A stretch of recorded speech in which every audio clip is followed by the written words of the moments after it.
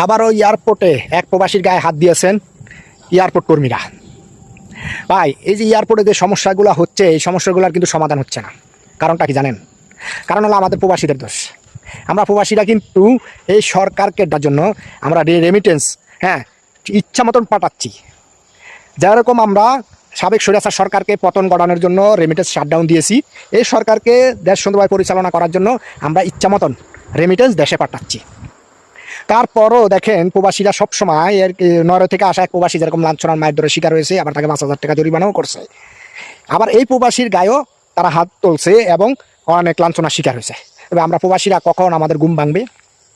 আমি তো সবসময় বলে যাচ্ছি যে প্রবাসীরা একটু ঘুম থেকে ওঠেন, একটু সরকারের বিপক্ষে কথা বলেন, একটু আন্দোলনে আসেন, সরকারকে একটু বলেন যাতে করে সব নিরাপত্তা যেন প্রবাসীদের জন্য যেন ঠিক করে, যত যাই কিছু হোক না কেন কোনো প্রবাসীর গায়ে হাত তাক দূরে রাখ, সে কোনো লাঞ্ছনার শিকার হতে পারবে না এয়ারপোর্টে। আমরা আসেন, আমরা সবাই মিলে আওয়াজ তুলি, তাহলেই সরকারের কানে পানি ঢুকবে, না হলে ঢুকবে না।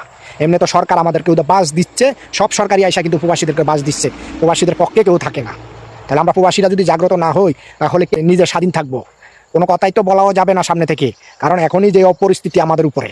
আসেন সব প্রবাসীরা আমরা এক হয়ে তারপরে সরকারের কানে যে পানি ঢোকে, সরকারের জন্য ঘুম ভাঙে, আমরা সেই ব্যবস্থাটাই করি। না হলে কিন্তু আমাদের পদে পদে লাঞ্ছনার শিকার হতেই হবে।